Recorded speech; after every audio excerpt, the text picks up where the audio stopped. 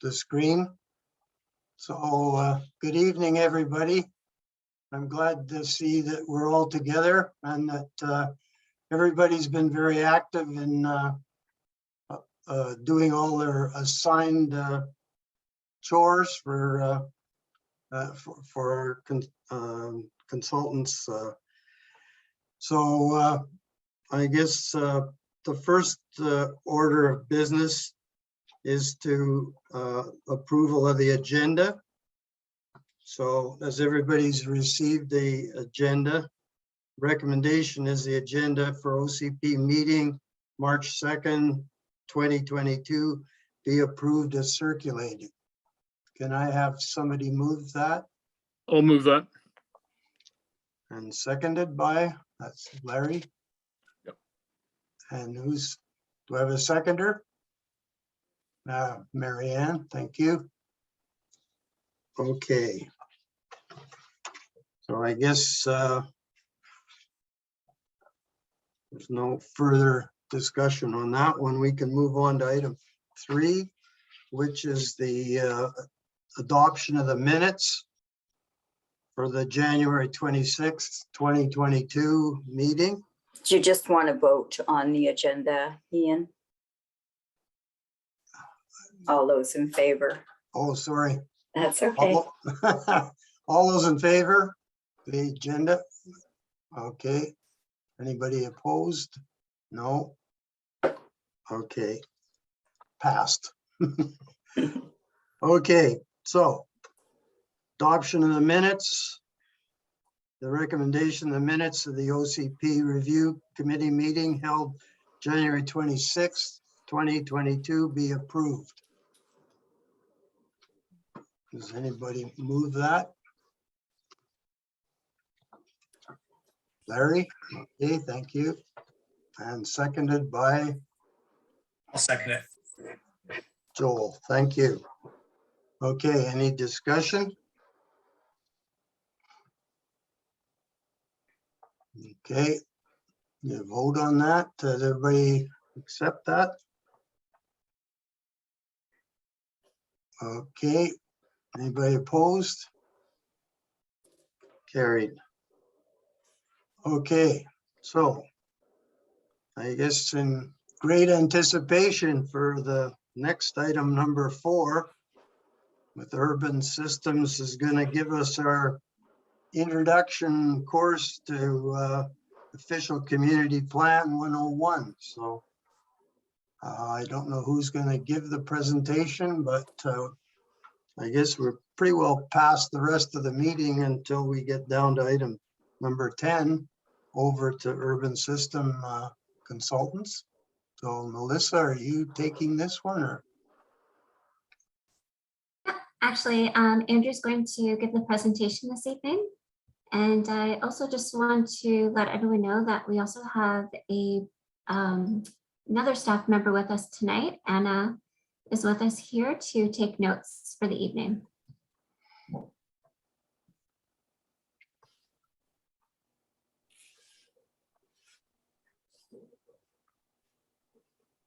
All right. Good evening, everyone. Can everybody see the screen that I'm sharing? Good? Yes, we can see it. Thank you, Andrew. Excellent. Well, I think we've had a good welcome from Ian, so thank you for that. Roughly the agenda that as it relates to our presentation, we'll be going over our Official Community Plan 101 presentation.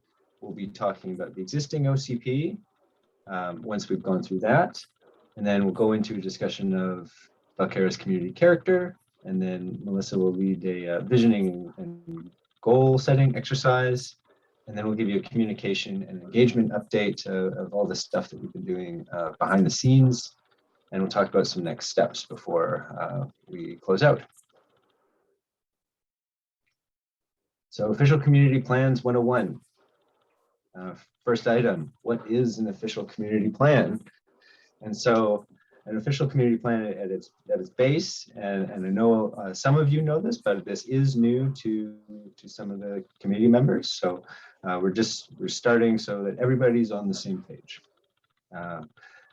At a high level, it's an OCP describes a long-term vision for a community. And that includes goals, objectives, and policies that guide the planning and land use management primarily. It also presents long-term development plans for a community and addresses matters like transportation, housing, and sustainability and climate change. And it outlines how a local government, in this case, the village of Belcara, plans to exercise its powers as a municipality. And municipalities are given the authority to create and adopt OCPs under the Local Government Act. And once those OCPs are adopted, all bylaws must be consistent with the OCP. So it's a pretty powerful document. And it's exciting times whenever a community chooses to update theirs. So what does an OCP include? It can include residential development. And this is, to meet housing needs, and it's typically 4 or 5 or more years, depending on the update schedule for the OCP. It includes existing and proposed land uses. So, through the land use planning exercise and the drafting and what we hear from, stakeholders and committee and the public, some of those land uses may change or be tweaked from the existing. It also includes existing proposed public facilities. So any major developments that are known will be reflected in there. That doesn't necessarily mean that they are guaranteed to happen, but it's important to remember that the OCP is a snapshot of the community at a point in time. So it's, as of today, this is how Belcara sees the future. And so, looking at past OCPs, it can be kind of interesting from that historical perspective to see how past communities or communities, versions of the community saw the future. It also is required to include a section on sand and gravel deposits. This isn't really related to community development. It's just something that the ministry has added in there. It's primarily for things like road maintenance and things. So MOTI knows where to look for sand and gravel. It also includes phasing of major roads, sewer, and water systems. It includes restrictions on the use of land with hazardous conditions or environmental sensitivity. So in this case, it might be, wildfire hazard, steep slopes, flooding, those sorts of things. The OCP also includes housing policies for affordable housing, rental housing, special needs housing, and includes targets and policies related to greenhouse gas emissions. As an option, an OCP can also include policies related to social needs, social well-being, social development. These aren't necessarily tied to space, but they're policies nonetheless and are part of the community vision. It can also include policies related to preservation, protection, restoration, enhancement of natural environments, and it can also include a regional context statement, and that is designed to show how the OCP aligns with the regional growth strategy. In this case, regional growth strategy of Metro Vancouver. Another important thing that it can include are development permit areas, and these are mechanisms within an OCP that serve as a check for development. When people are applying to build something new or develop a new thing on the land. So that can include things like wildfire development permit areas. It just gives a set of rules related to a space. So that people have an extra thing to check. So if you're within, say, a development permit area for wildfire hazard, there will be certain things that you need to do to be able to develop. Or if it's a steep slope hazard or some other natural hazard, you may not be able to develop at all. And that's the function of the development permit area anyways. Sometimes they're enacted for floodplain areas, or sometimes they're also designed to enhance form and character of, say, like a downtown or a historical kind of part of town. So the process for developing an OCP, we are very much at the beginning. It goes from initial research all the way through to the adoption of a new bylaw. And so where we are is in the research, technical analysis, and stakeholder engagement and public engagement part of the OCP. So really information gathering. We're learning about the community, we're learning about the context and the community's neighbors, and the existing policy network or framework on the ground, so that we can, before we begin to draft a new bylaw or updates to the bylaw. Once we have a draft and come up with a draft vision, guiding principles, and some draft policies, at that point, there's another opportunity for public feedback and stakeholder feedback on what those policies are, so that we can ensure that we're getting things right. And then that time we take that feedback, incorporate it back into the bylaw, and then it's off to a series of formal bylaw readings with mayor and council. And that's the kind of the final opportunity that people have to provide comment on the OCP at the public hearing. And then if there's nothing heard at that point, no red flags right at the end, then the bylaw can be adopted. If there are, then we can take it back, make the revisions, and go back through the hearing process. So how does the OCP relate to other plans? As we alluded to before, the regional growth strategy is an important component, and it's important to know where the Belcara official community plans kind of sits in the overall hierarchy of the plans that are, that apply to Belcara. So Belcara official community plan is informed by the regional growth strategy, which in turn informs the zoning bylaw. But there's all these other plans that Belcara has that are also going to inform the OCP. And the mechanism that these are referenced in is more like making sure that these are cross-referenced and that important parts of them are reflected in the OCP, rather than like listing them and incorporating them like verbatim, let's say. So when we're developing the OCP's policies around housing, we know that Belcara has recently adopted a new housing needs report or completed a new housing needs report.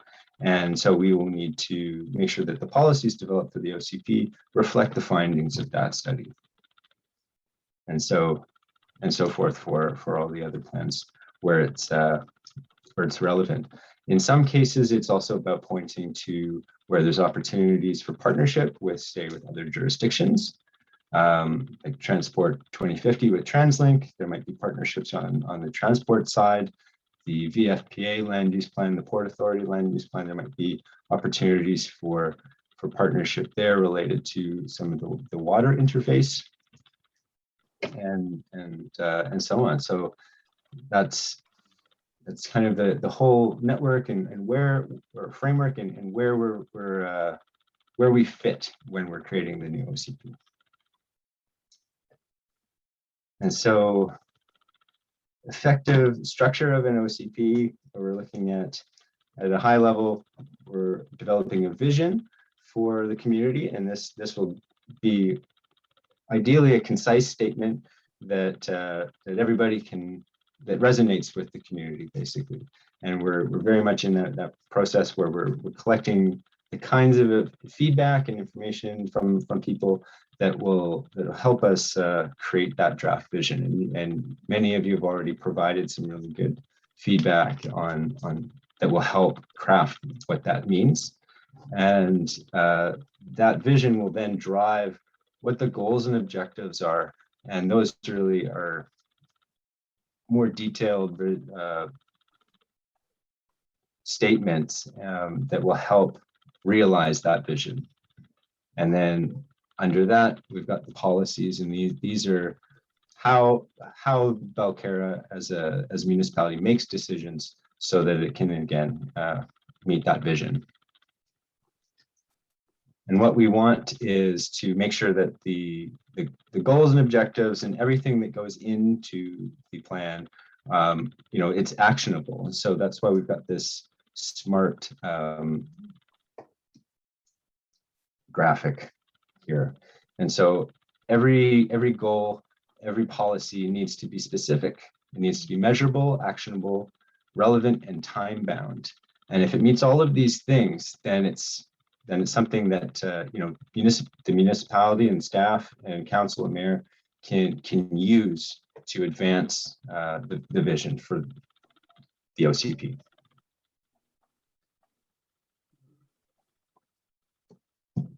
Okay, so that's the 101 for the OCP. Does anybody have any questions?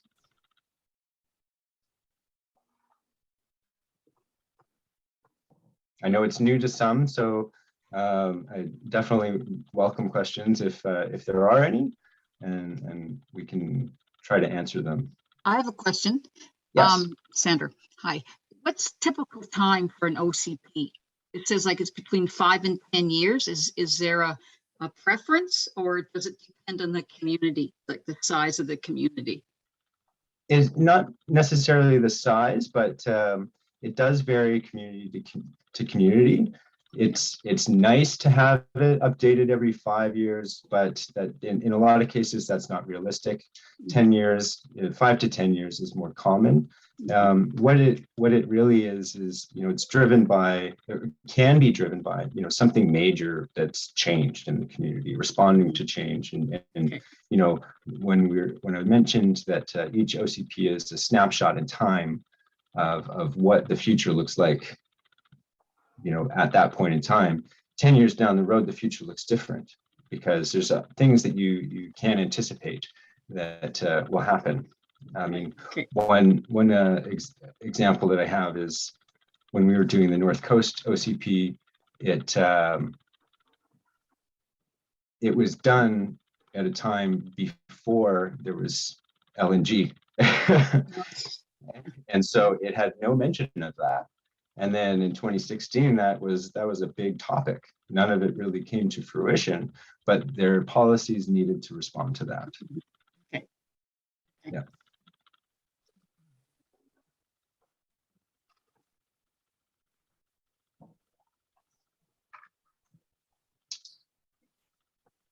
Great. Well, if there are no more questions, maybe we'll just move on to the next part of our discussion. So one thing that Andrew and I wanted to do, now that you kind of have a really good understanding of what an OCP is legislated required to have and what some of the optional items could be. And you've also, over the last month, had an opportunity to read through the existing Belcara OCP and also look at a couple of examples that we provided with you. We wanted to touch base and just very quickly have a bit of a discussion about what it is that you like about the existing OCP and things that you would like to change. So Andrew is now just going to pull up a whiteboard where we're going to record some notes. And what I'd like to do is I'd like us just to quickly go around the room one by one. And first thing, identify the thing that you like the most about the plan. And in no particular order, maybe I can just call upon people in order that I have listed here from the last month's notes and invite you to share one thing that you like most about the plan. So Larry, you're at the top of my list. Hi, sure. I didn't really, I don't know that I can say there's anything that I liked the most. I had some difficulty trying to put things in an order. like that. But one thing that did stick out to me was throughout our plan, there was mention of village character, values, sustainability, a lot of the things that I think are very important to people. And I think that I saw that consistently in various areas of the plan. So I did see that throughout, and I thought that was positive.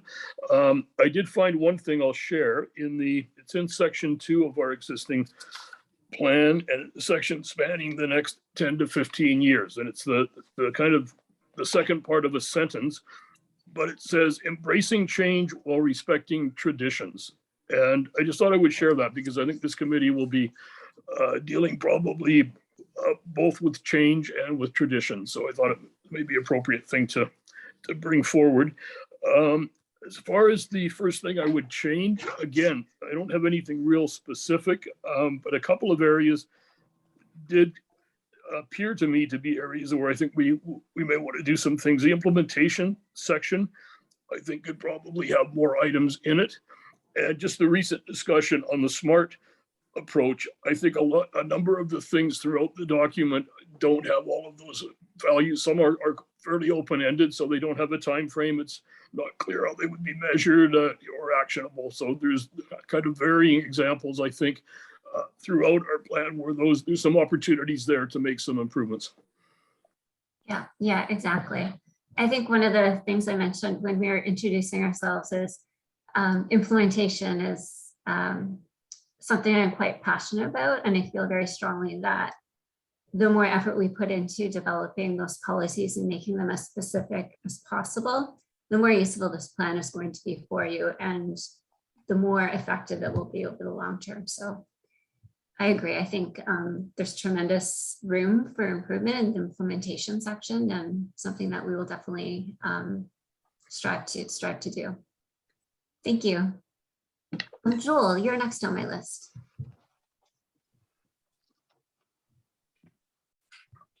I particularly like the breadth of the document, how it covered a lot of the items I think that we're going to talk about in this round. I agree with Larry that there's some things that don't meet that SMART criteria possibly that you were mentioning. I guess if I was picking one, I like to focus on Bedwell Bay and the sustainability of Bedwell Bay. I remember I was on this committee, and I remember we spent a couple of sessions looking at that, and the document was a sustainability study that linked to it. So that would be the one item I liked on that.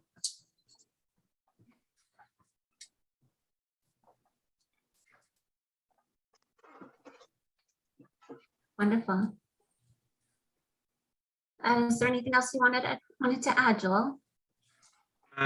If we're looking at maybe an item to improve on, it would be, I think you mentioned this last time, or one of your consultants did, the lack of Indigenous discussion. I don't remember thinking we were overlooking that before, but looking back at the document, there's not much there.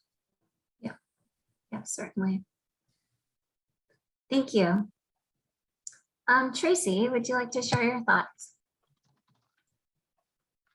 Hi. Yeah, I felt it was a good overview. It was quite broad and wasn't specific enough. When I did go and look at the other OCPs from the other villages and places you suggested, I felt that they had more actionable plans, it was more meat to it, I felt.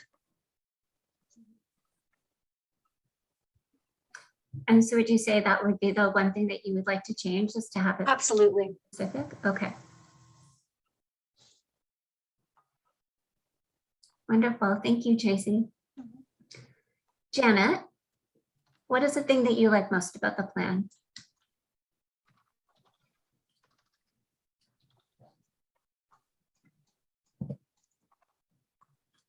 Oh, sorry. Okay. In terms of the plan, I think the things I liked were and again, we're kind of getting into content, and I guess my understanding was we were supposed to deal more with structure.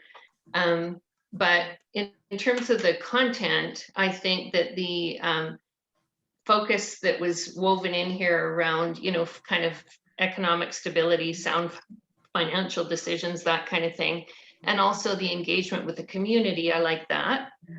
And so that's not really so much the structure, And in terms of building on what Tracy just said, if we're going to get into what could be improved, based on, again, what I saw with some of the other, and we'll get into that a little more later, I think, plans, is more actionable, a little bit more forward looking versus it felt a bit status quo.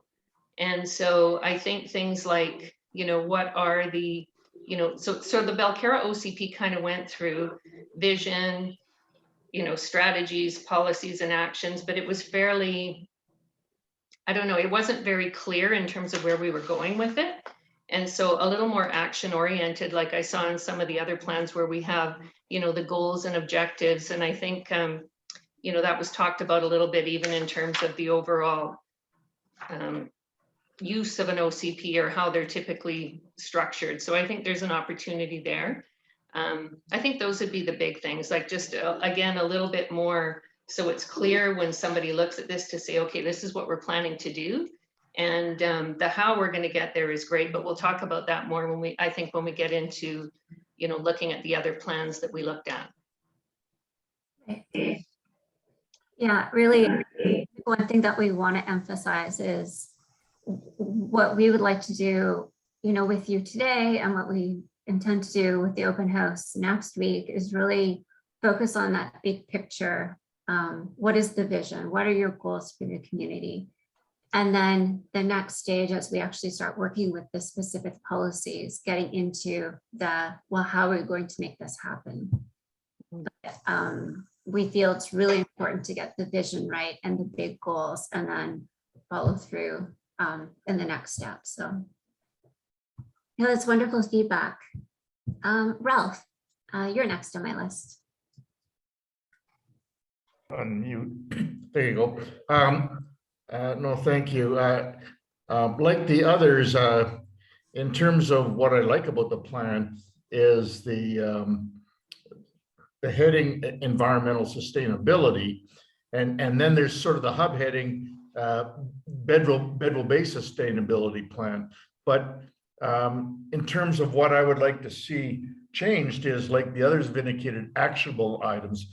And what I'm specifically thinking about there is management of invasive species in the Bedwell Bay riparian zone, management of some of the significant habitat issues, such as Bedwell Bay eelgrass, which is so important throughout the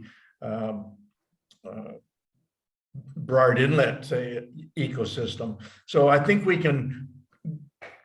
have the high level items. It's time to get down and talk about some of the actionable items. Wonderful. Thank you, Ralph. Marianne, would you like to share your thoughts with us? Sure. I share the ideas that have been expressed so far. I think that the original community plan is very much of a visioning document, and it talks a lot about what it is that those of us who've chosen to live here love about this village and this community. This amazing natural environment that we're blessed with. And it does that, you know, throughout the document, you know, the environmental sustainability, the vision, environmentally, you know, that's mentioned over and over, as has already been said. I also felt, as I went through it and I took notes, and it's interesting that we have that SMART reference and graphic, because I just came across that today in an app that I'm using for another purpose altogether. And it's absolutely essential to be specific, measurable, attainable, relevant, and time sensitive. And one of the things that I noticed in the Summerland OCP was that they had built charts or tables that had links to the specific policies in the plan the specific actions that were to be taken, the priority of that action, and who is responsible. Because if you have a lot of goals, but you haven't stated all of those things, you know, we can look at areas of this plan and say, well, you know, whatever happened with that? You know, did we get anywhere with that? There's, you know, it talks about a 30% greenhouse gas emissions reductions. And of course, you know, there's higher powers that, you know, have to become involved, but nonetheless, it was written, but, you know, where's the follow-up? What are we doing about it? So I think that that's really important. I read the OCP for Lions Bay, and one of the things I liked about it was that it's in the beginning, before it got into, you know, all of the specific and required things, it talked about themes, and they had themes, and I liked that. And I agree with Joel that you know, this is our home and native land, and we're very fortunate and grateful to live here, you know, and I'm grateful, you know, that the Tsleil-Waututh community, you know, has, you know, accepted all of us as being here. But I think that bringing them in is really important, and looking at all of our stakeholders. I mean, I mentioned in one of my emails, you know, scuba divers, you know, there's a community, and bike riders. And so I really want to make sure that we get all of the stakeholders involved that need to be involved. So, yeah. Thank you, Marianne. Angela, would you like to share your thoughts? I think I agree with most of us with more specific action plans on our OCP, short-term, long-term, more specific. What should we do to make things happen? That's what I want to see. I have a thought about our OCP. I think it talks about mostly things. I like the things, environmental, our shore, our path, our trees, but it doesn't talk about people. So I wanted our OCP to put a little bit attention to our people here. Well, they have we have different people from different places, ages. How can build our more inclusive and unified community? So that's all I'm thinking. Thank you. Yeah, that's a really excellent point. Thank you, Angela. Ian, would you like to share your thoughts? Okay, well, thank you. I'm glad I'm not the last because run out of ideas. I like the most was the whole section that we put in the last OCP on 3.5 environmental policies. And that included all of the environmental issues tied together, the trees, vegetation, all of the issues to do with how we see our community nestled in amongst the forest. And I think that was a good idea. Obviously, there's additional things that can go in, as Ralph mentioned, the invasive species that's throughout the village, and we need to positively identify those. And I guess there's some of the issues that we need to think further about is the animals and the birds that make up our community here, and how can we ensure that we have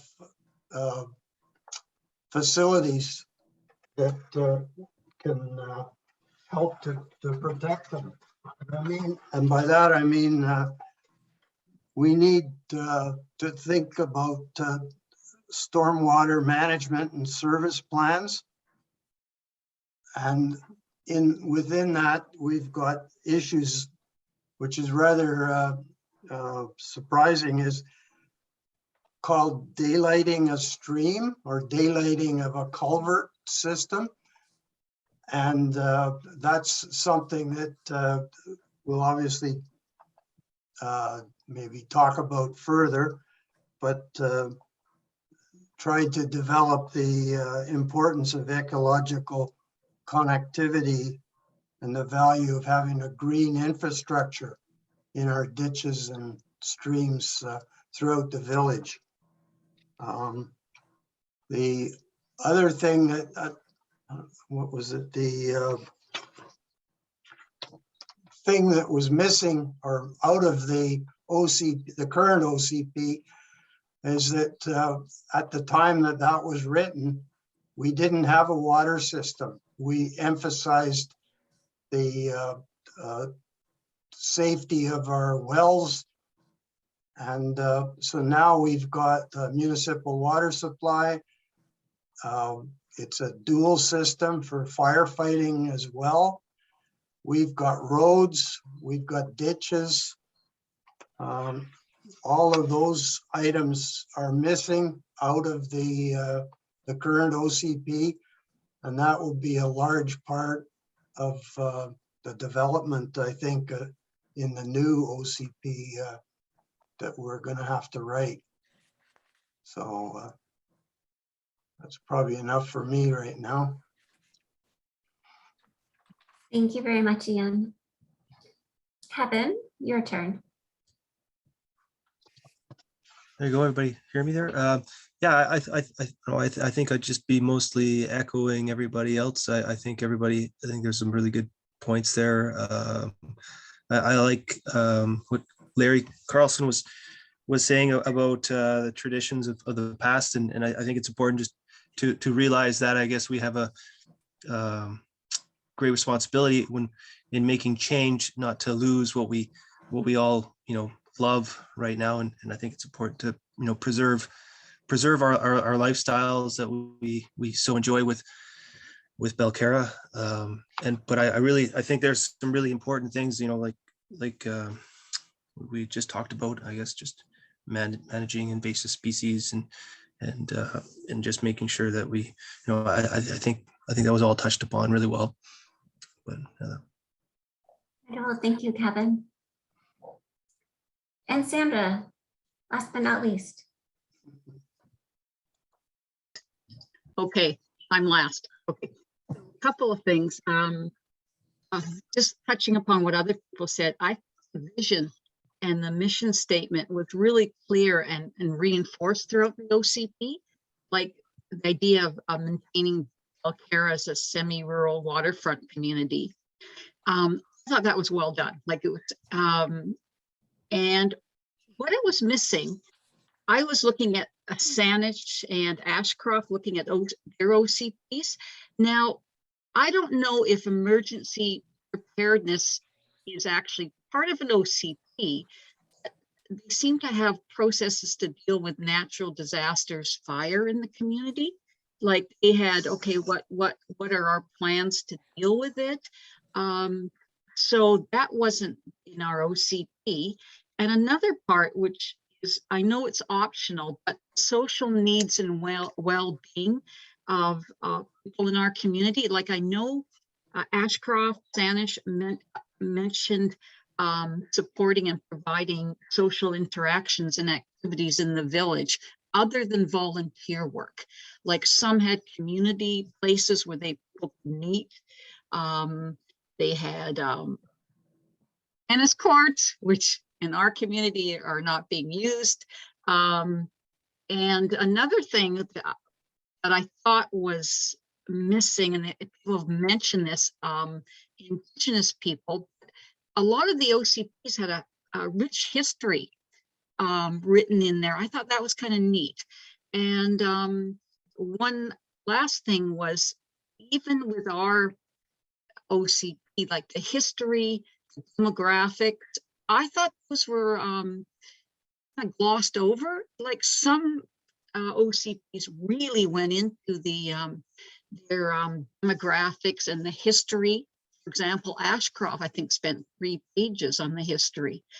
And one last thing is they all had pictures. Now, lots of pictures. I don't think we had any. We in our OCP at all. But I thought that was neat too. And so that was another thing I noticed. That's all I have to say. It's definitely been a trend that we've seen over the last 10 years, is that OCPs are definitely much more visual than they used to be.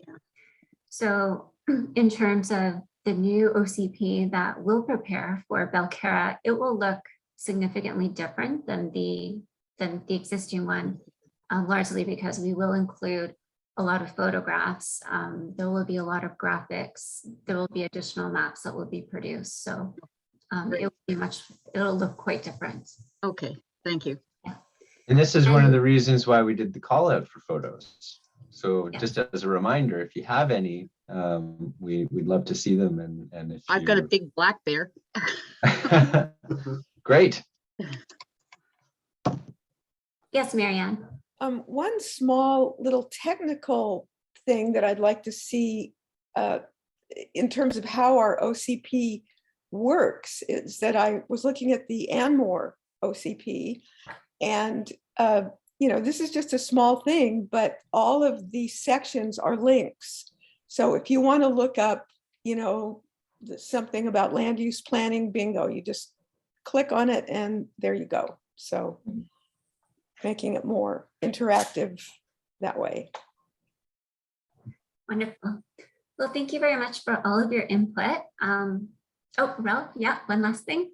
I was trying to put my hand up, but it kept disappearing. So in any event, I think Angela made a good point about having the OCP relate to people. And that immediately triggered in my mind, what are the one mechanism or one of the mechanisms that brings people together in Belcara? It's pedestrian access. I mean, I'll tell you, everyone knows summertime, well, it's all year round, but people go out, they stroll the pedestrian corridors, Marine Avenue, Main Avenue, etc. And so trails and pathways becomes a very important means of social interaction and bringing the community together. So I think we really have to pick up on that, which in the previous issue, quite frankly, we just didn't have anything on pedestrian trails and pathways.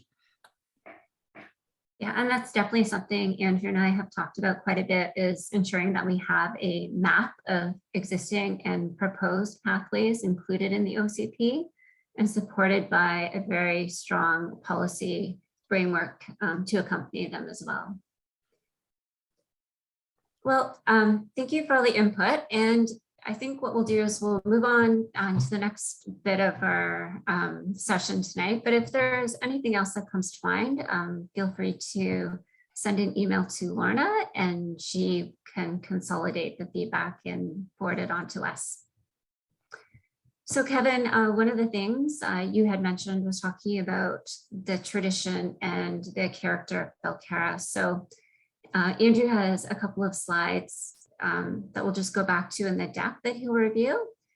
And this is input that we received from yourselves and really trying to get at defining what Belcara's character is right now, right? Because we do want to ensure that we are respecting the tradition, the character, and you will have seen, if any of you have filled out the community survey, a question on the survey that speaks to this as well. So I'll hand it back over to Andrew and he can sort of run through what has been identified by yourselves, and keep in mind that, like I said, we will also be taking input in from the community survey and the open house next week to identify some themes, and so that we can better define what Belcara's character is for the community as a whole.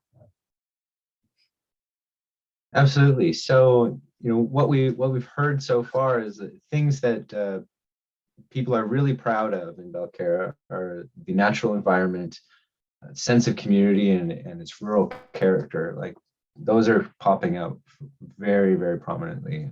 You know, from just like the tone of the emails that we've seen from the committee, and just the discussions that we've had, we can tell right away that's really, really important. You know, related to these things, views, the active lifestyle, community safety, the volunteerism, and the long-term residents. It's all supportive of the character again, and building off that active lifestyle, hiking trails, shared amenities, the parks, and the architecture, and the kind of feeling of safety, all really important things that we've heard so far. And again, as Melissa said, if there's more, you know, we've got a question about this in the community survey that's out right now, and we're collecting and building this list, so it's a living one. On the flip side, things that we've heard from people that detracts from the community character, the challenges that Belcara face, you know, lack of pedestrian safety. That's been loud and clear. The road network just doesn't have a lot of space on it for pedestrians, and it can be tough to get around if you're walking or cycling.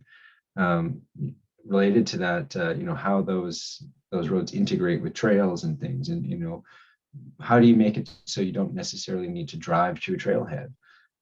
These are good questions, and ones that we're going to explore through this process. The noise in the summer and the volume of the park visitors in the summer, again, are big challenges. Belcara has a ton of park space in it, and people come from all over to visit it, but you know, that has an impact. The limited housing options also, isolation of Far Cove. Yeah, it's very much again an auto-oriented community, and you know, these are things that people are struggling with.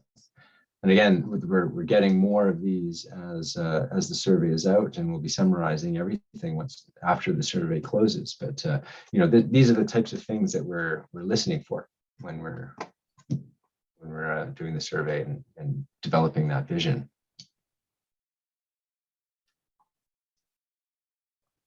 Great, well, thank you, Andrew. So now what we're going to head back to our whiteboard. And if you'll recall in the memo that we sent you a few weeks ago, we asked you to come prepared to provide some answers to a couple of questions. Some of you were very keen and submitted answers via email. And so what you see on the sticky notes, those are the notes that we took from the emails that you provided. So what I'm going to do is I'm going to call upon those that we did not receive emails from first, just to ensure that we capture their input. And then I will open it up to everyone if there's any additional comments that you'd like to make. So the first question that we asked was, what 3 words would you use to describe Belcara today? And again, we expect that we'll probably get a wide range of answers here, both from you and from the community through the survey and the open house. And what Andrew and I's job is to do is to look through all of the input that is provided and pull out the themes, right? These are the themes that will help guide the vision and the goals for the new OCP. So I'm going to call upon Joel because we haven't received an email from you. If you could give us 3 words to describe Belcara today, what would they be? Oh, I thought I sent mine in. Great. The 3 words I had were peaceful, collaborative, and resilient. Okay. Perfect. Janet. Hi. Oops, can you hear me? Sorry, Joel, did you say collaborative and resilient? Yeah, that's right.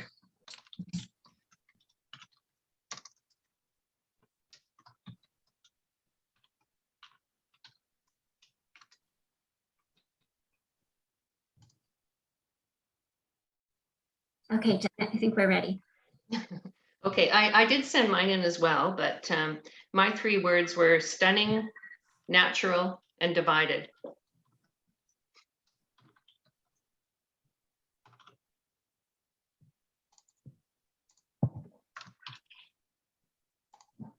Fantastic. Ian, Well, I sent mine in as well, but I'll give you, I had waterfront, forested, and rural.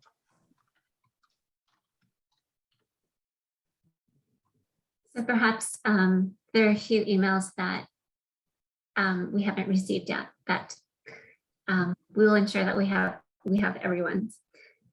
Kevin, do you have 3 words for us? Yeah, I got 3 words, safe, quiet, and communal.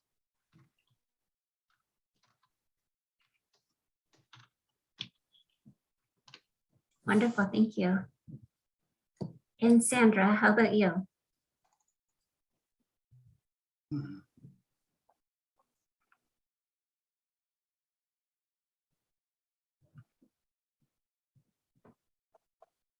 Sandra is mute. Okay. You're mute, Sandra. You're Can you hear mute. me? Yeah. Okay, sorry. Kelly, I gotta go back to this.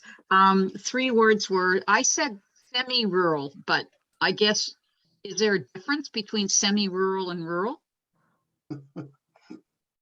I don't know. And I put peaceful and views.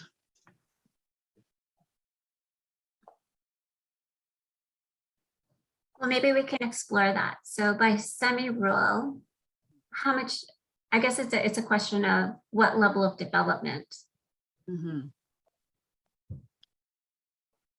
I'll say, I know the OCP refers to Belcara as semi-rural. Okay. So I just. I think it's highly dependent on context. So Belcara is within Metro Vancouver, which is highly populated, versus if a similar community was, say, next to 100 Mile House, that would be a lot more rural. Right. Now, I believe that the others on my list we had received emails from, but perhaps I'll open it up. And if there are additional words that you'd like us to include on the board, perhaps you can put your hand up and we can add those now.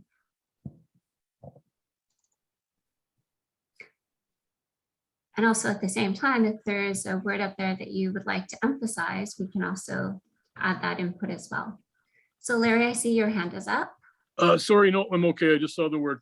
Thanks. Okay.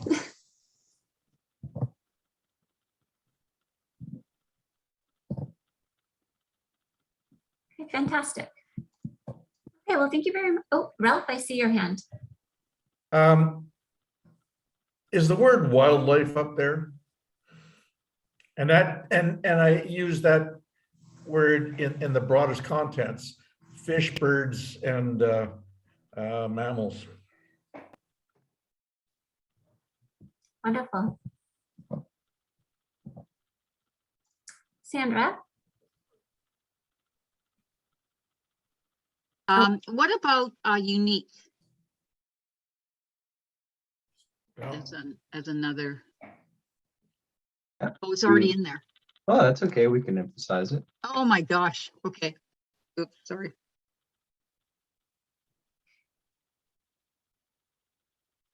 Would anyone else like to add anything to the board? No, I'll just say that was a word that I had missed too, Sandra. So.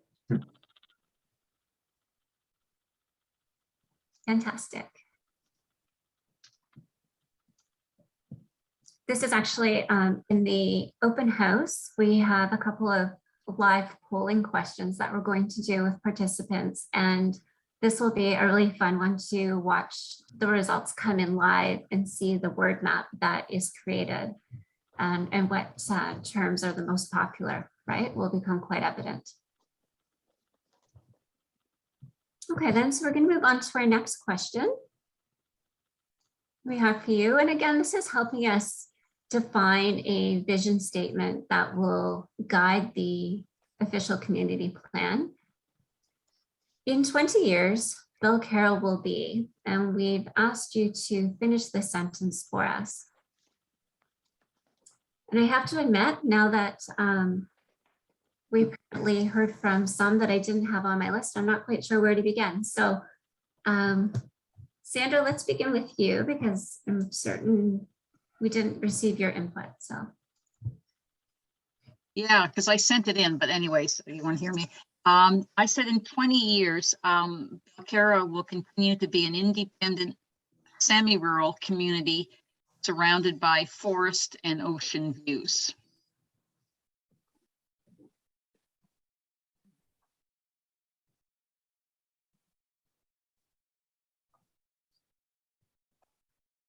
Wonderful, thank you. And Kevin, how about you? In 20 years, what will Belcara be for you?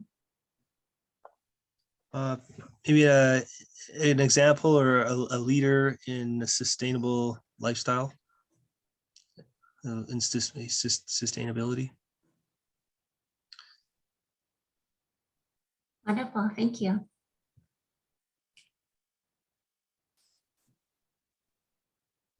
Ian, would you like to complete the sentence? Yeah, I had pretty well the same as what Sanders. I said it'd be an independent waterfront community surrounded by nature and forest.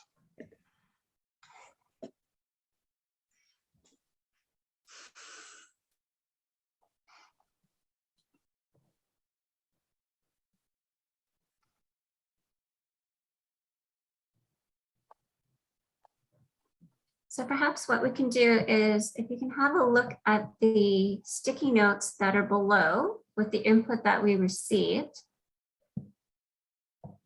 If you don't see your input on one of these notes, perhaps you can put up your hand and then we'll be sure to record your thoughts.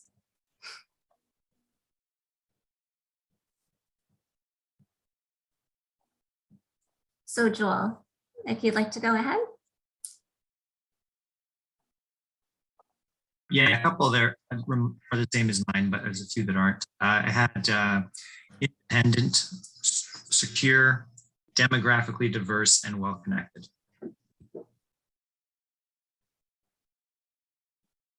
Sorry, demographically diverse.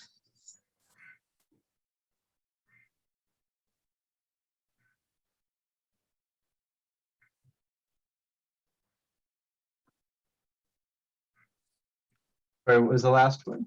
Well-connected. Well, Wonderful, thank you.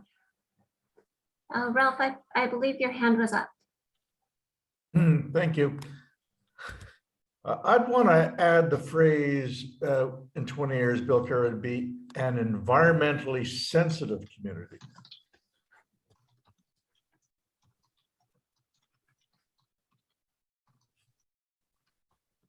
And by that, do you mean that the community is? It's one thing to say you like the environment, but I think a sensitive community is proactive and action oriented on the subject. Okay, wonderful, thank you.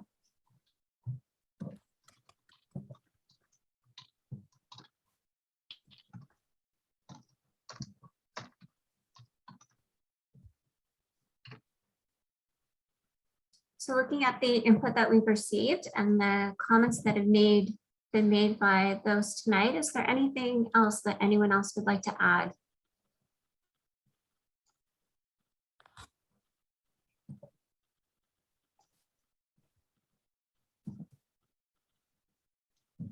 Okay, great. I'm not seeing any hands, so we will move on to our next question.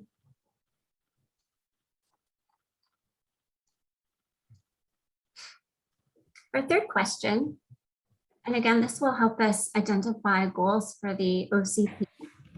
This is a question that also is included in the community survey. Question reads, what emerging priorities should Belcara be planning for? Sandra, I'm going to ask you if you have a priority that you would like to identify. Well, I wrote actually a couple down. One of them was Belcara should continue to be independent and autonomous, and maintained and should continue to be a unique semi-rural waterfront community. And I've got more, and I said also continue to be financially sustainable. And do you want more? Okay. Providing alternative housing opportunities, aging in place, maintain, enhancing, and expanding our trail networks throughout the village. And one more, improving various transportation modes, like rideshare, transit routes, make them more direct, and cycling paths. So those are some of the things. That's wonderful feedback. Thank you, Sandra. How about you, Kevin? I like what Sandra said there. I don't have anything to add there. That was really good. It's tough to follow that up. Yeah. Ian, do you have any emerging priorities that you would like us to add to the list? Well, I had one was the alternative housing opportunities, such as carriage suites, multiple suites for aging in place options for Belcara seniors. The other one I had was that I think that right now the village hall needs to be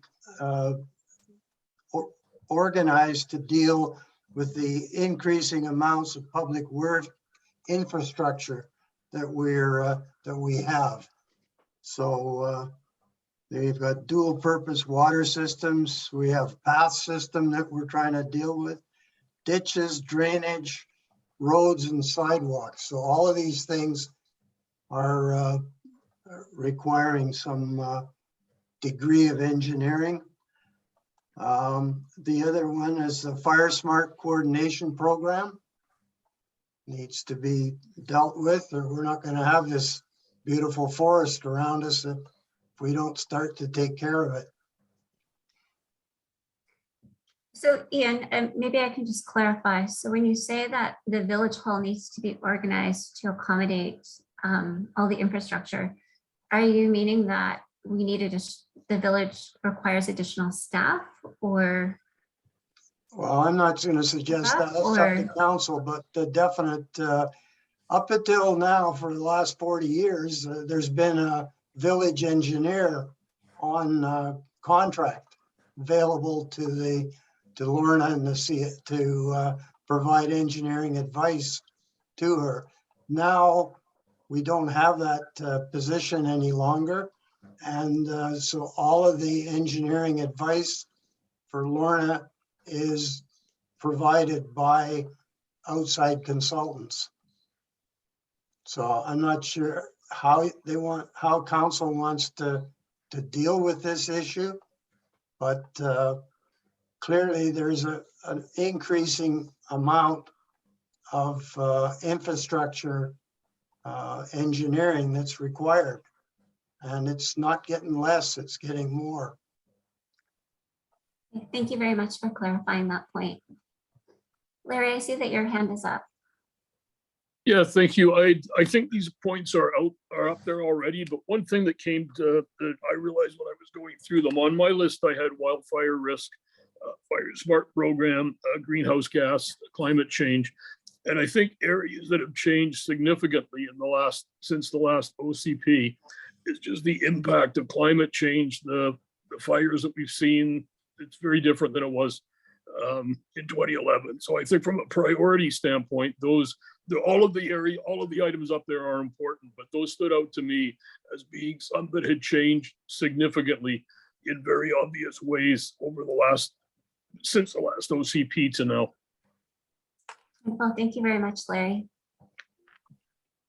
So again, I'll just maybe ask if you want to take a minute to have a look at the sticky notes that are on the screen. And if you don't see the input that you had provided via email to Lorna, perhaps you can raise your hand and we'll be sure to include your feedback right now. Yes, Janet. Hi. Yeah, I had fire risk and prevention as one of mine as well, and also addressing environmental sensitivities. So I think those are more or less captured there. I also had containing or managing taxation levels.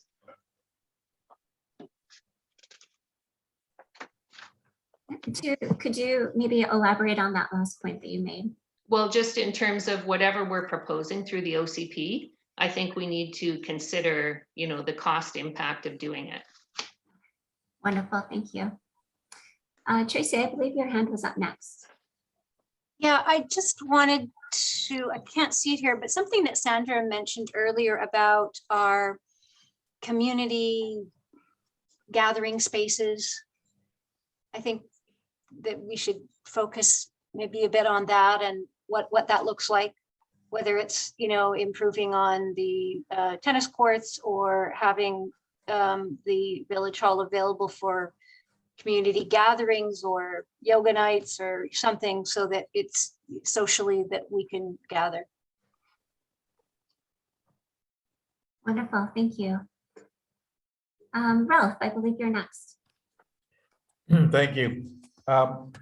More than a few times the tennis courts have come up, but what has really come to the fore in the Tri-Cities area is the realization is that maybe not everyone are tennis players, but there's a lot of people who are pickleball players.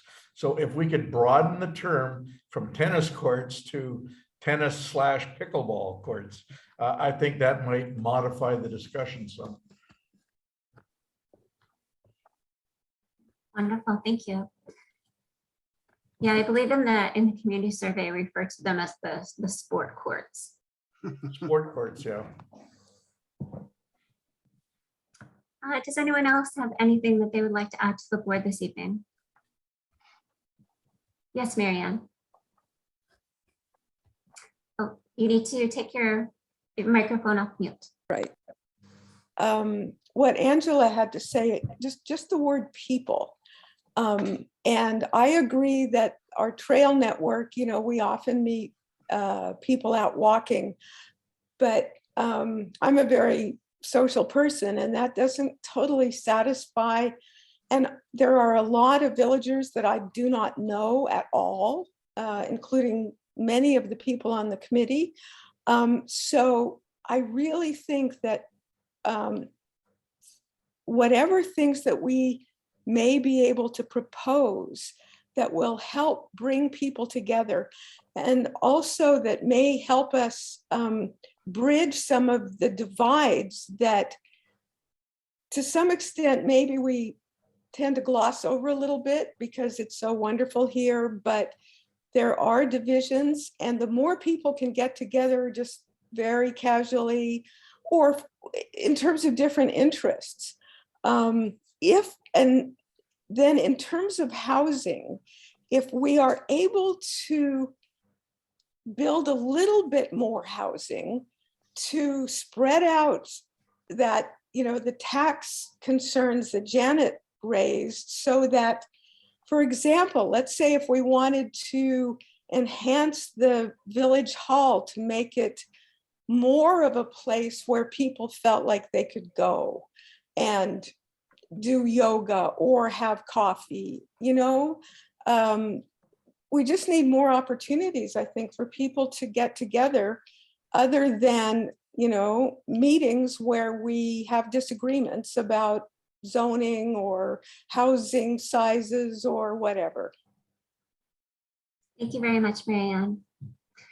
Councillor Clark, I see your hand is up. Thank you. Thank you, Melissa. So I guess what I would say, just to the point that Marianne just made about having the village hall open, council passed a motion probably a couple of years ago now about opening the village hall to people to go there and, have coffee, you can even do yoga classes if you like. So that is something that's already being done. But unfortunately, because of COVID, we kind of, we couldn't do much about that. Like, I think it was open for 6 months, but not many people went there, honestly. And then COVID started and the hall had to be shut down. But I just want to let everybody know that that opportunity is already in place. Thank you very much, Councillor Clark. Oh, and thank you. I see you have a response.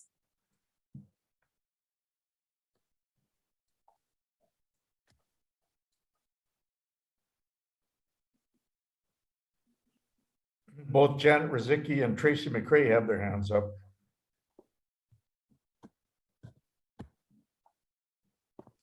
Okay, well, Marianne, maybe we'll. Sorry. That's okay.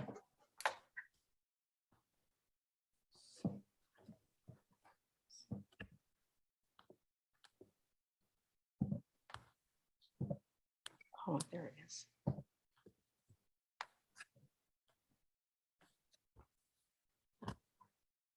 Do you have a comment, Marianne?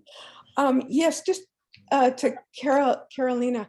I know I did see that the village hall was open and that people didn't go there. And I think, sometimes you need structures that will encourage people rather than just have an open-ended thing. And some of the other communities have a much more specific, our hall is number one, it's the village council meeting hall. And, I'm a little bit envious of some communities. They tend to be a bit bigger than us, maybe 1,000 or 1,300 people, but they have, a real recreation, like a gymnasium or a big space that's what it's for. So it's a dream, but. Thank you very much, Marianne. Ralph, I see your hand is up. Thank you. Marianne, one of the challenges of that is the ability to we don't have the resources to support it. And I'll use an example. They wanted a community library. Well, now all of a sudden they wanted staff to make it available, roll out the book carts, put coffee on and make all that available. And then there was no one that showed up. And similarly, every time you open it up for something, you're now involving staff to open it up, set it up, set up, clean up afterwards and whatnot. And don't talk about volunteerism. Volunteers don't come out and set up that stuff. They might for the first 2 sessions, but beyond that, and it really comes back to what Ian was saying with regard to managing our infrastructure.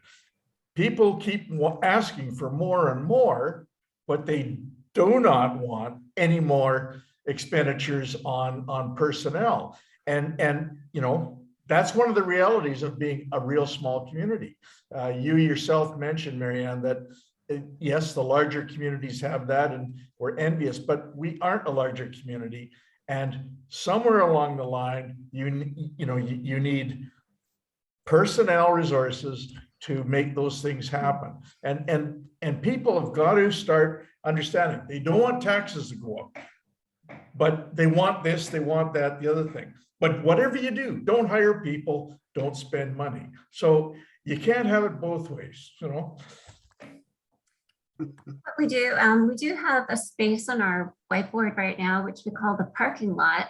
And that's for items that, we're not going to resolve this evening, but are definitely relevant topics for us to further explore over the coming weeks. So I might suggest that we put the municipal hall in the parking lot for now and revisit it at another time.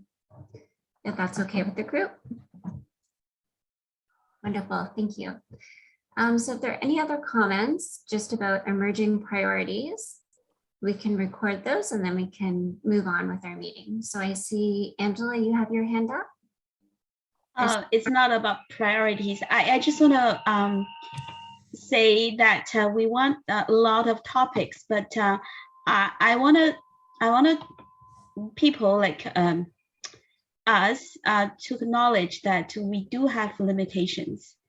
We are such a small community, we can't do everything. So I think in the OCP, we should mention this because we can't do everything 100%. We have to set clear priorities and things that we can't do. That's a very good point. Thank you, Angela. Thank you. Janet, I see your hand is up.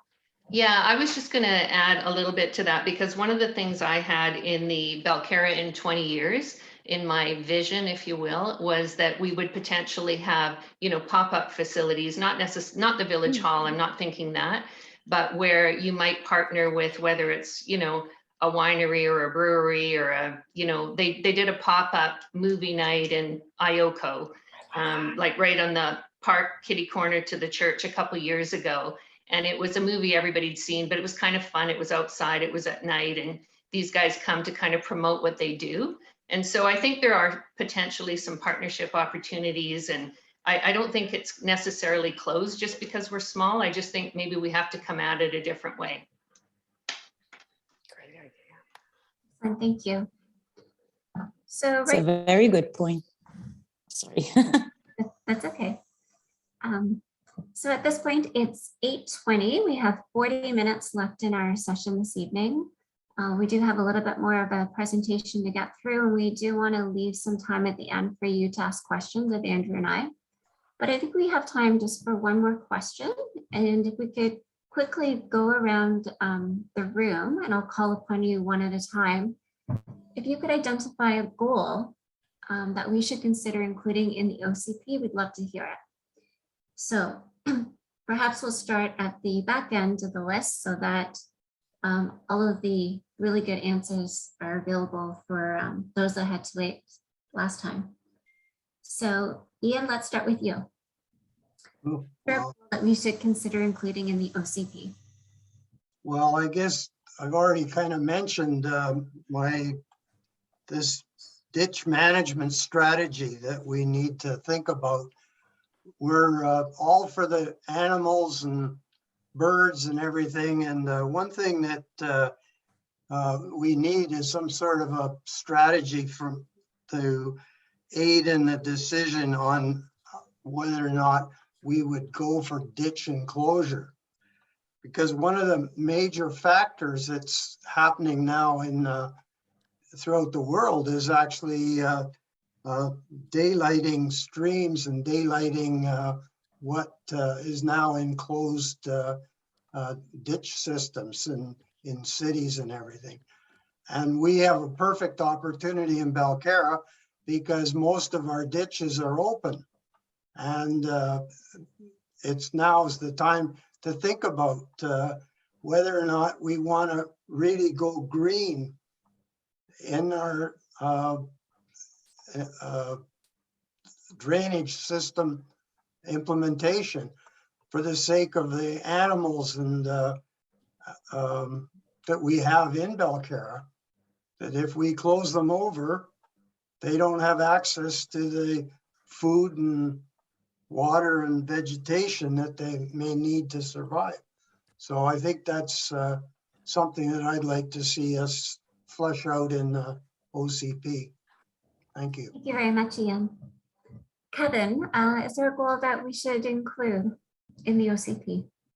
Are we talking specific goals or I guess just? Yep, specific goals if you have something specific.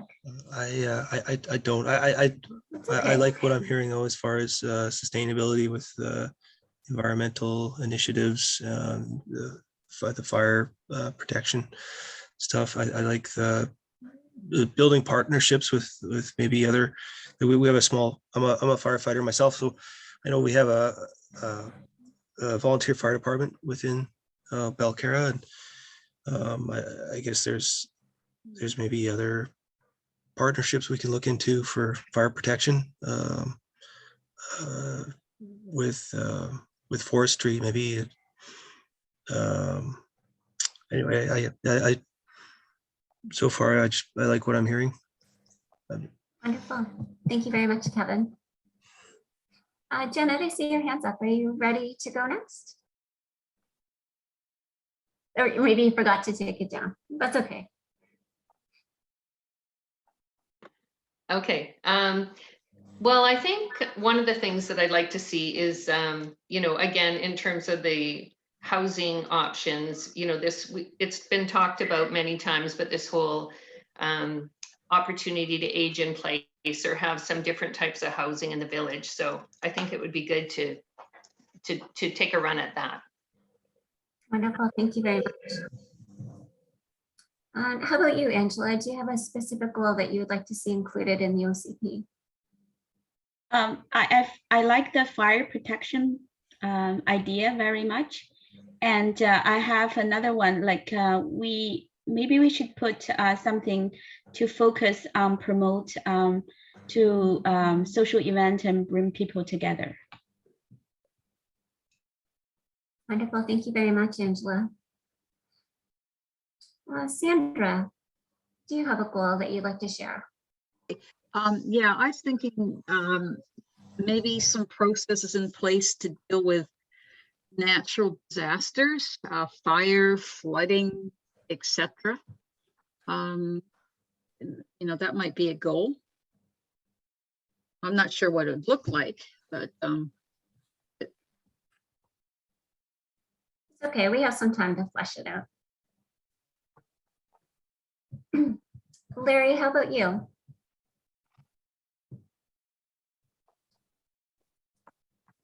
I don't really have anything new. I would emphasize, though, the Fire Smart program, reducing risk, reducing fuel load, looking at any support that could be provided, any programs other than Fire Smart that may be able to provide something. I think it's just such a key area, and it's complicated because it involves not only village areas, but park areas. And so Belcara doesn't necessarily have jurisdiction in other areas, but I think something that can kind of continue to work, emphasizing all of those areas and working on trying to minimize the risk, I think would be something that most people would be supportive of, I believe.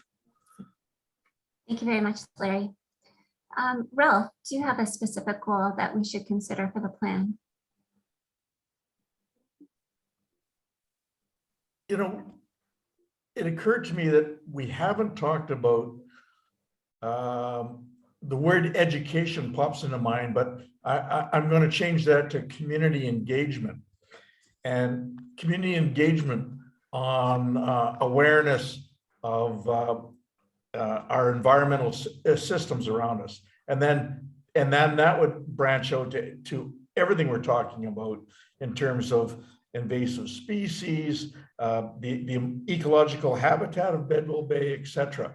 But if we're looking for an action item, I think you can't talk about those other things without talking about community and engagement on them.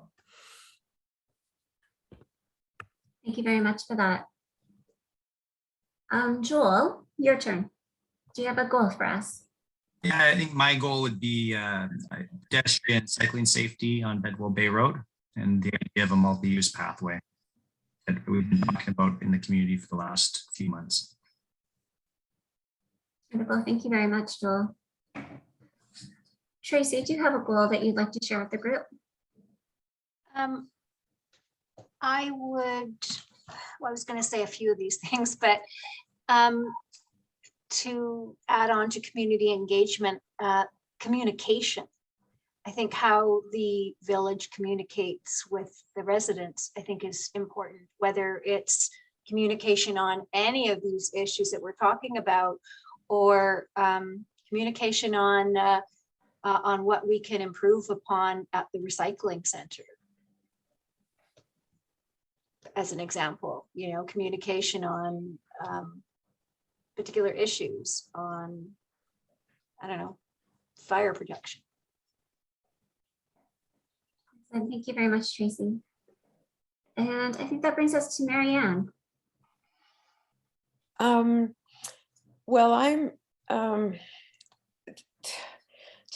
I remember last summer, and it was 40 degrees in the Lower Mainland. And there were, a couple of weeks where it was really, really hot. And that was so far off the charts. But we've noticed it's beginning, it's getting warmer. And so, climate change is to me that it's an existential issue that every single person and community needs to address. So better transit, education and community engagement, partnerships, anything that will help us do our bit as a community to reduce our carbon footprint, our greenhouse gas emissions, with that smart idea in place, that it's specific, measurable, attainable, whatever R is, I forget, and time sensitive. Thank you very much, Marianne. Well, you guys have been great tonight. I mean, we've got quite a bit of input from you and a lot of diverse ideas, which I think speaks to the strength of the OCP Review Committee. Each of you are bringing your own unique experience and history and impressions of the community to this plan. So thank you very much for all of your input in the visioning session this evening. I think all of us can see that there are a number of themes that are emerging from this discussion, and I suspect that they will become even clearer as we make our way through the community survey results and collect the input that we're going to receive at the open house next week. One thing I was just thinking, one of my favorite plans is Plan Melbourne. And if you're interested and have a little bit of time, Google Plan Melbourne. The plan itself is quite long. I believe it's like 100 pages or something, but they're able to condense it down into, I think it's maybe 12 pages. And a very succinct vision statement, short, crisp plan. But what's great about it is that it's accompanied by a very extensive implementation strategy. And Melbourne has been one of the most successful communities in achieving the goals that it places in its plan, largely because they are so very specific. So for every policy in the implementation plan, they assign a champion to that policy. They assign a time frame to when that specific action item is to be completed. They identify where the funding resource is going to come from, where it fits in with the capital planning cycle, and it's done on an iterative basis. So the mentality in Melbourne is that OCP amendments will come forward on an annual basis. There's nothing wrong with making an amendment to your OCP, because what it means is that you're actually creating change, right? And the plan is doing its work and should be updated on an annual basis. But they've been extremely successful in achieving their vision and their goals, largely because they take the time to make those policies as specific as possible, assign champions to them, deadlines, budget to them. It's fantastic. So if you have some time, definitely have a look at their work. So we have half an hour left. So I'm going to turn it back over to Andrew. He's going to walk us through the rest of our presentation. He's going to give you an update on where we stand with our communication and engagement strategy, talk a little bit about what we have in mind for the open house next week. And he's going to give you some homework to do. So I'll let him run through all of that. Thanks, Melissa. So we've got, just to bring it back on the communication and engagement update, We have our phase plan that we introduced last time we spoke, and phase 2 is where we do the bulk of our community engagement information gathering. So, just so you can see visually where we are at in the process, for phase 2. So what we've done so far and what we've been up to since we last spoke, we've created a poster installation on the community billboards and posted those around the community, and those have some information that people can engage with, and so they're keeping up to date with the project as well. The community survey was launched last week and will be open till March 11th, and we're collecting feedback there as well. We've got a advertisement set for the next issue of the Belcara Barnacle. And we have installed a passive open house poster installation. So, in non-COVID times, we would develop some posters. We would go to the village hall and we'd be available to speak to those and answer questions and things. But because of the times we're in, we're going to have to separate that a little bit. So we've got the posters out. People can kind of go and absorb them at their own pace. But then we're going to have a virtual open house next Thursday, where we can be available to answer questions that anybody might have, and introduce the plan again, and make sure that people know about the project and what their opportunities to be involved will be. We are also setting up meetings with key stakeholders. And we talked a little bit about the stakeholder list last time, and so we've been reaching out to those groups and setting up meetings and starting to have some of those conversations. One of those key groups is Tsleil-Waututh Nation. Our meeting is still to be confirmed, but we've reached out to them, so we're hoping to hear back soon. And then we'll be doing some ongoing updates to the village OCP review website. So that's kind of the place where all of the updates will be. So anyone can go to the web page for the project at any time throughout the process and see the full suite of updates that have happened since the beginning. And there will be more planned. This is for this initial round of engagement before we start to work on the draft. Once we hear the feedback from the open house and the survey, and have our interviews with the different stakeholders, we'll consolidate all of that and start to form that draft. Maybe Andrew, I know that there were a couple of questions from committee members about the community survey and who was eligible to complete the survey. So there are no restrictions. Any member of the community is welcome to fill the survey out. You yourself as a committee member are welcome to, because you're a resident of the community. We're eager to hear from as many people as possible. I believe as of today, we've had about just under 60 people have completed the survey. So again, if you're talking to your neighbors, maybe encourage that they take a look at it. It's pretty short. It's about 10 questions, takes 15 minutes to complete. And we'll of course be promoting it at the virtual open house as well next week, but certainly take some time to fill that out. Tracy, your hand is up. Do you have a question? Yeah, I'm just wondering, could we put that on the village community signboard about the survey to remind people to do the survey? Yeah, so certainly. So when Andrew was talking about the passive open house posters that are being installed, and I believe, and Lorna can correct me, I believe they're going to be installed tomorrow. There are 3 posters that will be going up. One of them does speak specifically to the community survey. Yeah.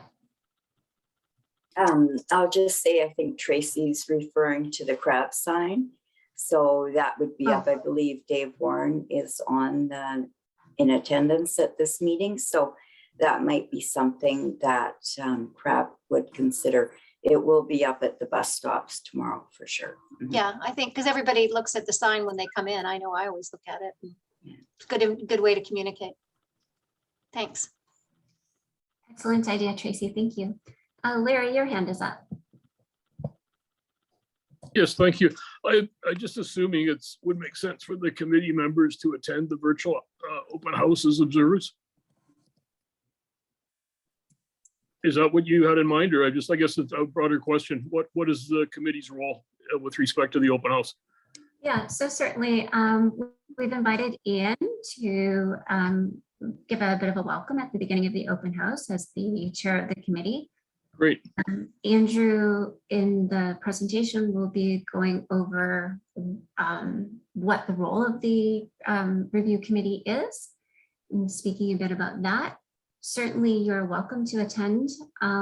We ask that you attend as a resident of the community and certainly participate in the discussions, but do so as a resident and not as a committee member. We are hoping that none of our smaller breakout room discussions are led by anyone in particular. We want to ensure that everyone has an equal opportunity to speak and is free to do so. So certainly sign up if you're interested and want to contribute that way. But aside from Ian providing an address, committee members wouldn't have a specific role. Okay, thank you. Councillor Clark, I see your hand is up. Thank you, Melissa. I just want to ask if ELC, the Old Camp Howdy, has been added to the list of stakeholders. Lorna, do you want to speak to that question or would you like me to answer it? You go ahead, Melissa. Okay. Yeah, so the ELC, like any other landowner, is certainly a stakeholder in the community, but we have not specifically identified them as being being distinct from any other landowner, I guess is how I would put it. Oh, So okay. Because they own like a huge chunk of land. That's why I was wondering. Yeah, but we do have to remember that through the OCP planning process, we cannot plan for their lands. There certainly will be a policy framework put in place for any development that they may wish to bring forward in the future. Yeah. Okay, thank you, Melissa. You're welcome. Ian, I believe your hand was up next.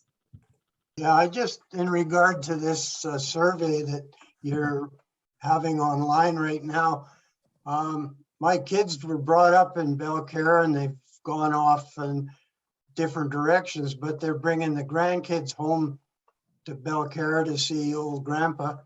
And just wondering if they would like to fill out the form, but would that skew the data or just what's your thought on having former children of the Belcara filling out the form? Well, I think that we would welcome their input as individuals who grew up and continue to be a large part of the community. Certainly welcome to provide their input. Yes. Okay, thank you. Councillor Clark, your hand is still up. Do you have another comment that you'd like to make? No, I just forgot to put it down. Thank you. No problem. Ralph, I see your hand is up.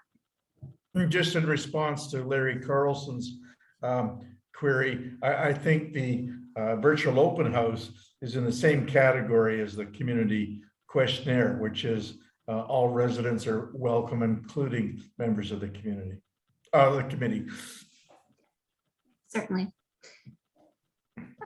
And so maybe just to give you an idea of what's going to occur at the open house, the structure will be very similar to what we did tonight. So one of the things that we want to ensure before we seek input from the public is that there is a common level of understanding of what an OCP is, what is it legislated requirements that it must have. So we'll run a similar session. Andrew will give a very similar presentation to what he gave you tonight, sort of an OCP 101. And then there will be some interactive polling sessions built into the evening. And then we'll break up into smaller groups and go through a visioning session similar to what we did tonight. So we will have facilitators in each of the room will have whiteboards available to record the input. The questions are a little bit different than what you saw tonight, but based off of what was in the community survey, our focus will be trying to get to the why. Why is it that community members feel the way that they do when they provided answers to some of these questions? So maybe I'll let Andrew finish his presentation, and then if we have any more questions, we can save those for the end. Thanks, Melissa. So we've alluded to some of this stuff already. So we're completing the phase 1 and 2 work right now. So that's the background technical work as well as the community engagement. The next steps after that are to analyze what that feedback is and pull out any themes. And so we can begin to define the community character and the vision and goals for the OCP. Once we've got that kind of together, we're going to be providing a what we heard memo to staff. And that's going to be a summary of everything that we've heard. And yeah, that we're set to do that hopefully for the week of March 21st. And then we'll continue to complete the background research and due diligence work. You know, there might be, yeah, some new plans or reports to come to light and that sort of thing. So leaving it open to complete that. Our next meeting is April 6th. And at that, we're hoping to do some research team presentations. And you're all wondering what that is. That is your homework. So I'll get to that in a second, but after we have our next meeting, that's when we're going to start to get into the really detailed policies and the real body of the OCP. So the research teams, this is an idea that Melissa and I came up with as a way to capture some of your enthusiasm and your knowledge of Belcara. So we've seen the emails from the committee and all the questions and all the topics of interest. And we see that there's a lot of folks who are really knowledgeable about things, really curious about a lot of things. So we thought that by giving you an opportunity to dive deeper into those topics and present them back to the community, it might be kind of a fun way for you to get to know each other, to explore some of these topics, and to you know, pull out some real tangible things that you can contribute to the OCP as we start to develop the policies and things. So how this is going to look is that there's going to be we're going to split the committee into 3 groups. These groups will have no leads. The groups will change each time, and they're going to be randomly assigned. We've got a spreadsheet with a random number generator, and so there's a robot picking the teams. So take issue with the robot if you don't like your teams. We've heard approximately 23 different topics through the background research we've done and the correspondence as I mentioned, and we've categorized it broadly into 3 themes. So what we're hoping is we're going to have 3 opportunities for you to dive into a topic and to report back on it over our next few meetings. So these broad themes are environment and climate change, transportation, trails, and tourism, and complete communities and service delivery. And within each of those themes, each of the 3 groups will have a specific topic under that theme umbrella that they'll be diving into.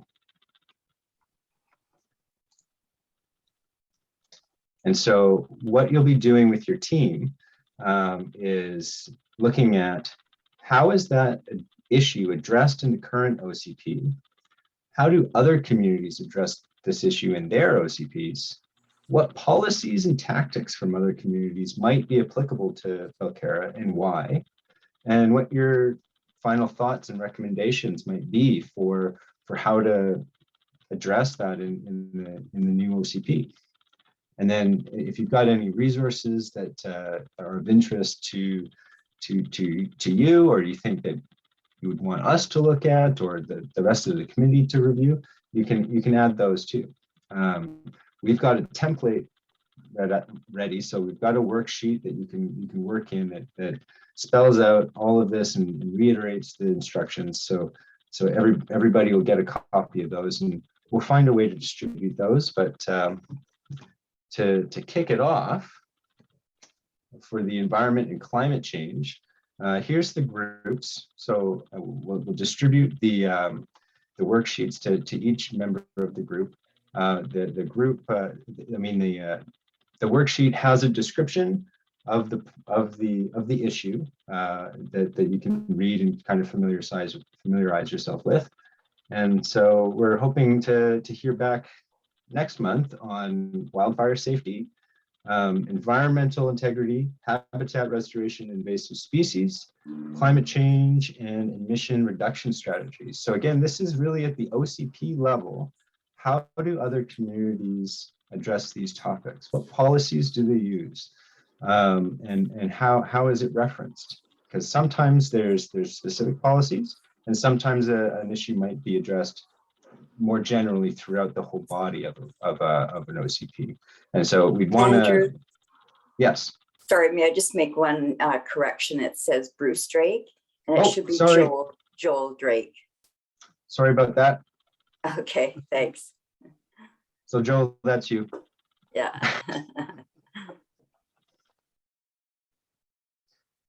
Yeah, so that's our idea, and we're excited about it. We hope that you are too, and we're excited to hear back from you at our next meeting as to what you found. And next meeting we'll do the same thing. We'll get a new suite of topics. We'll get a new group, and we'll repeat the process. So one of the things that will happen is that there'll be a series, you'll have one spokesperson from each group who will make a presentation, and then there'll be an opportunity for us as a larger group to have a discussion about the material that was presented.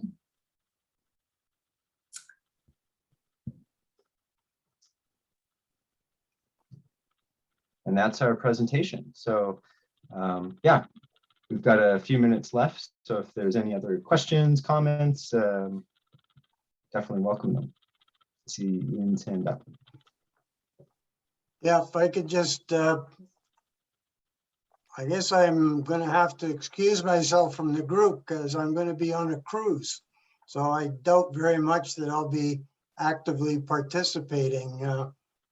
And I won't be back, so Ralph will have to take over as chairman for the next meeting. So sorry about that, but hey, fun, pleasure before work, eh?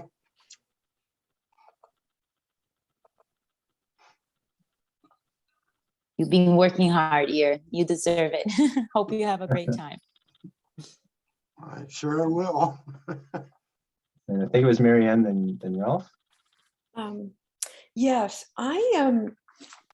In terms of the open house, I mean, let's face it, we've got this, it's over the internet, it's Zoom, it's, it can be less conducive to really good dialogue. And I mean, I've been very impressed with the committee and how forthcoming everybody is with their ideas.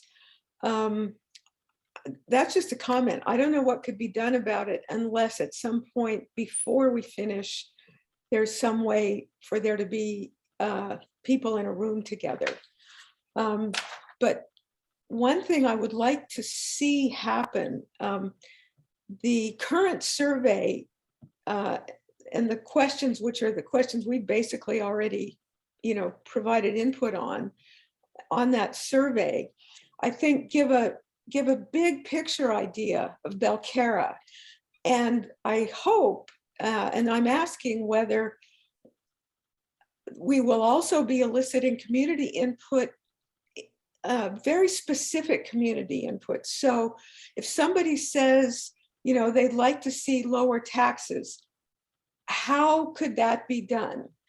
Give us some specific ideas, or, things, the whole financial sustainability thing, how would you see that happening? or if there are some obstacles to people doing things that they want with their land, or obstacles of any kind that they experience in the village. What are they, and do they have some ideas for overcoming or solving those obstacles? So in other words, getting really down to some specifics. Yeah, and that's why we have these smaller group discussions. So we're able to focus in a little bit more and ask some of those probing questions, Marianne. It's difficult to ask those types of questions in the survey because people won't complete the survey, right?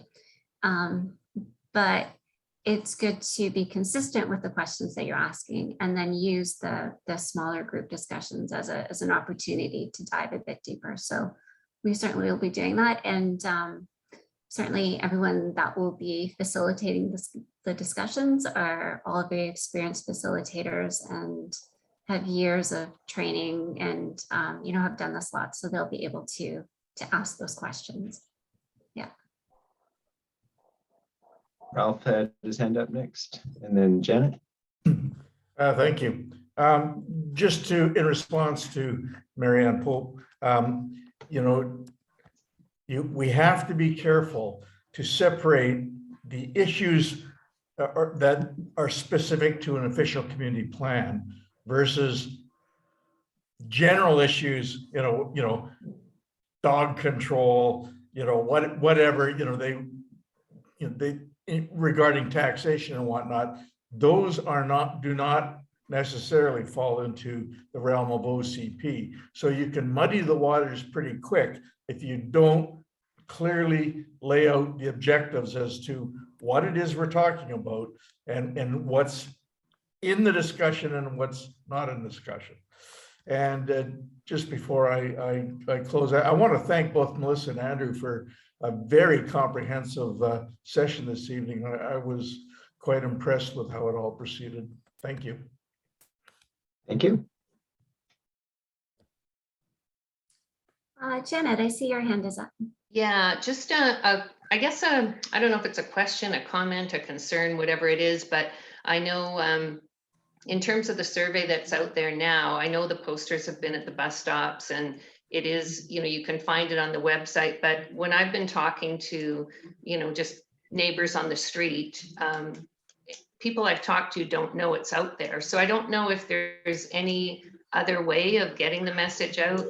I wasn't sure if part of the open house, if the open house will be prior to the close of it, so then people will find out. But then again, how do they find out about the open house? So other than looking again at the posters. So, because I have talked to a few neighbors who, I've asked them, oh, have you filled out the survey? Oh, they don't even know it's there.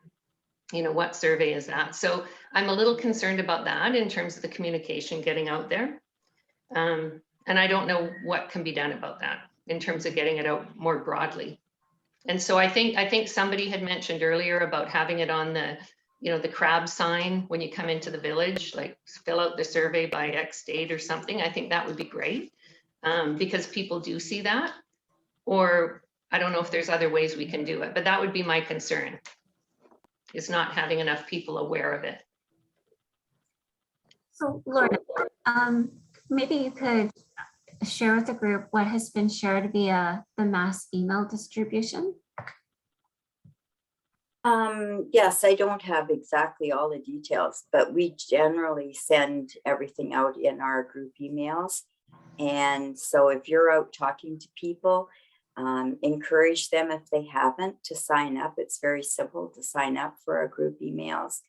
And we do send the information out that way and put it, like you said, at the bus stops and on the website. So we do work really hard to try to communicate with as many residents as possible. We do also have an ad that will be appearing in the Belcara Barnacle. Mm-hmm. So that's good too. Mm-hmm. Councillor Clark, I believe your hand was up next. Thank you, Melissa. I guess my question would be to Lorna. Could we perhaps do a mail out to all of the mailboxes? that would be one idea, but I do agree one of the best ways to do this is just people talking to their neighbors and making sure, like Janet's doing, making sure that you ask, have you done the survey? And please do it, because it's important for us to get everybody's, as many people's feedback as possible. Thank you. Yeah, it's the timeline is too tight now to do a mail drop, but it's something we could consider for the next round for sure. Yeah, I think that would be very helpful Sure. if we could do that. Thank you, Lorna. Okay. Ralph, I saw your hand was up and then down. Do you have something that you'd like to share, or did you change your mind? Talk to me? Yeah. Well, Carolina just mentioned, I thought it's distributed widely via the email fan out in the community, which is quite extensive. It's been posted at the bus stops. Putting it on the village entrance sign, if Crab could do that, that would be great. The only other thing is a mail drop, but if they've missed the posters at the mailboxes already, will a flyer in amongst all the other flyers be, shall we say, noticed?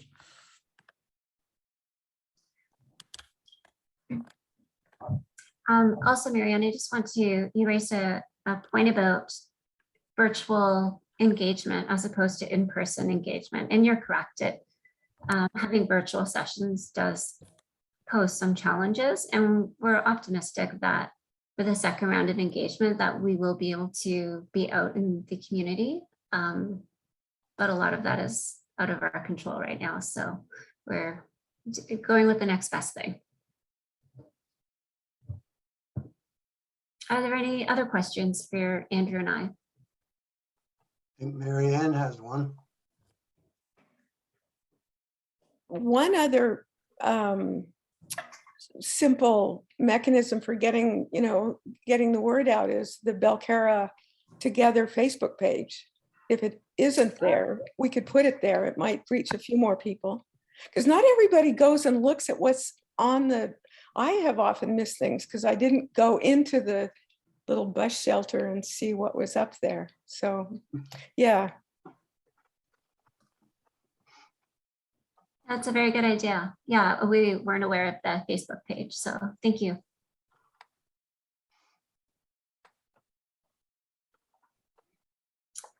Okay, I guess it's 9 That's all for o'clock. us. So Are you all done then? Well, I'd like to thank Melissa and Andrew very much. That was an excellent presentation, and I think it's got everybody understanding and started on the OCP process. And so look forward to seeing how it all comes together as you move along. So it looks like an excellent process.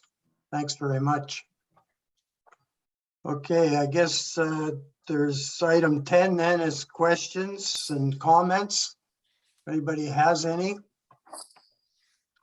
I certainly have one, and I'll proceed if nobody else has any questions.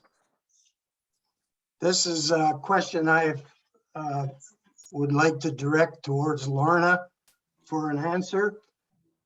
During my daily walks around the village, I've been approached by one of the village residents who's informed me that since I'm a member of a group WARF, that I would be in conflict of interest situation if the OCP committee was to discuss anything to do with group WARFs. So I'm aware that the mayor and some of the councillors have recluse themselves from discussions regarding WARFs, but do not know the criteria that needs to be considered by any member of a group WARF serving on this OCP committee.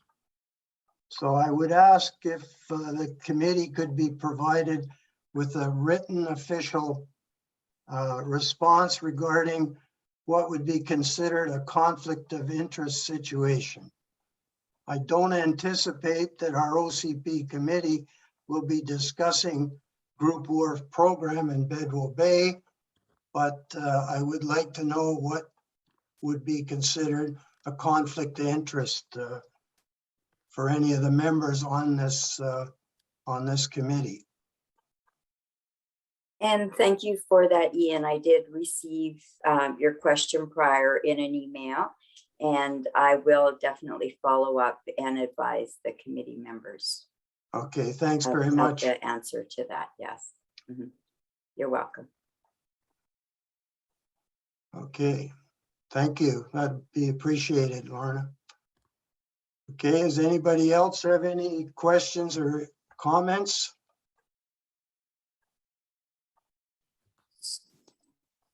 Carolina? Thank you, Ian. I'd just like to thank the committee and also Melissa and Andrew. It was a great presentation tonight. And thank you, everybody. Like, everybody's coming full of good ideas and good suggestions. And it's really neat to see this coming together. Thank you. Happy cruising, Ian. Yeah, thanks, Ralph. I will. Do I have to close this meeting, Lorna, or do we need a motion, or what are we allowed to do here? You can just declare it's adjourned if you like. Okay. Peter. I Okay. declare it's adjourned. Have a good Okay. evening, everybody. Thank you, Thanks, Ian. then. Good evening. Right. Thank you. Bye now. Thank Thanks, you, everybody. everyone.